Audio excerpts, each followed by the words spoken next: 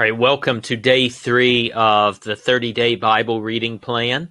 We're in Genesis 12 today, and the reason Genesis 12 is significant is really just these first few verses. We'll go through the whole thing pretty quickly, but these first few verses are significant because they give us a thread for the whole story of the Bible. In Genesis 12, we have a covenant, which is a biblical term for an agreement or something like that. The Lord makes with Abraham a covenant. So the Lord said to Abram, all right, or Abram, later he'll become Abraham because he's going to be a father of the nations. Here, this just means something like exalted father or something like that. But his name, just one letter, changes that. Now the Lord said to Abram, go from your country and your kindred and your father's house to the land that I will show you. And land's going to be really significant throughout the whole Bible. And I will make of you a great nation, and I will bless you and make your name great so that you will be a blessing. I will bless those who bless you, and him who dishonors you I will curse. In you all the families of the earth shall be blessed.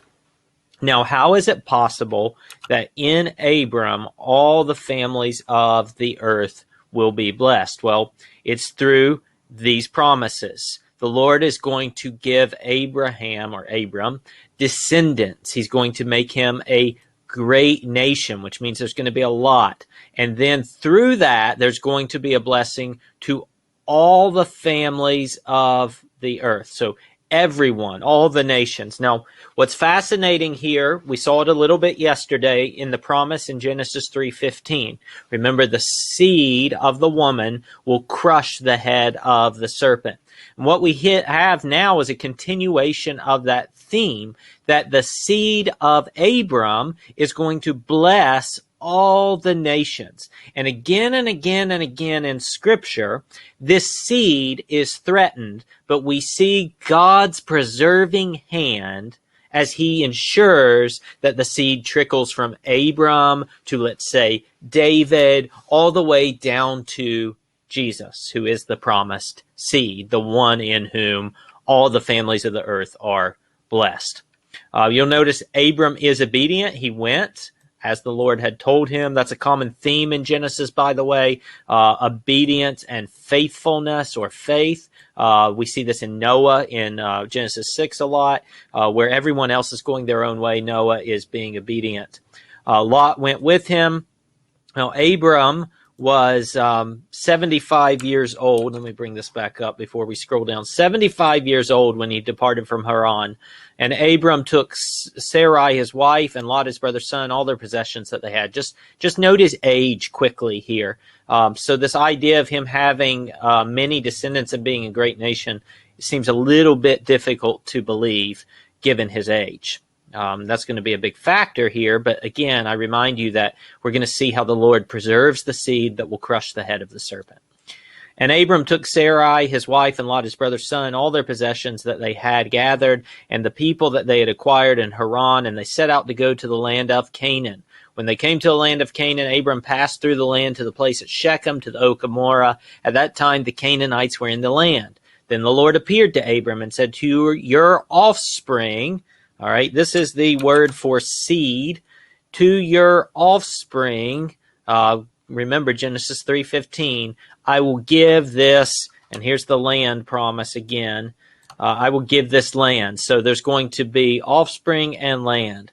So he built there an altar to the Lord who had appeared to him. From there he moved to the hill country on the east of Bethel, which means the house of God, and pitched his tent with Bethel on the west and Ai on the east. And there he built an altar to the Lord and called upon the name of the Lord. Again, same thing we saw in Genesis 6.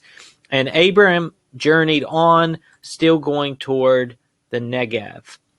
Now there was a famine in the land, so Abraham went down to Egypt to sojourn there, for the famine was severe in the land. When he was about to enter Egypt, he said to Sarai his wife, I know that you are a woman beautiful in appearance, and when the Egyptians see you, they will say, this is his wife. Then they will kill me, but they will let you live. Say, you are my sister, that it may go well with me because of you, and that my life may be spared for your sake. Now this is curious, isn't it? Because the Lord had promised to make a great nation out of him, but he's scared for his life. And his wife is going to be a key issue here. What's interesting about that is, how do you get a seed? How do you get great nations? Well, you get it from your wife. So Abram is showing a little bit of a lack of faith here. And when Abram entered Egypt, the Egyptians saw that the woman was very beautiful.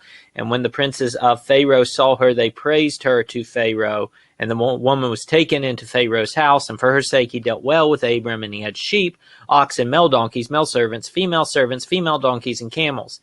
But the Lord afflicted Pharaoh and his house with great plagues because of Sarai, Abram's wife. Now, even though Abram is not fulfilling his end of the bargain, right? He's being disobedient here and not believing the Lord is always faithful, and he's cursing those who curse Abram because of his wife, Sarah.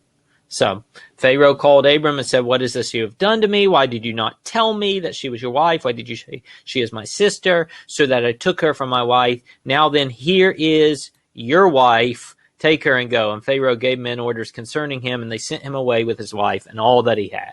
And so we see one story. This similar story is going to happen again in Abram's life. But we see God's sovereign hand preserving the seed by ensuring that Abram's wife is protected, that Abram's protected, even when Abraham fails to believe.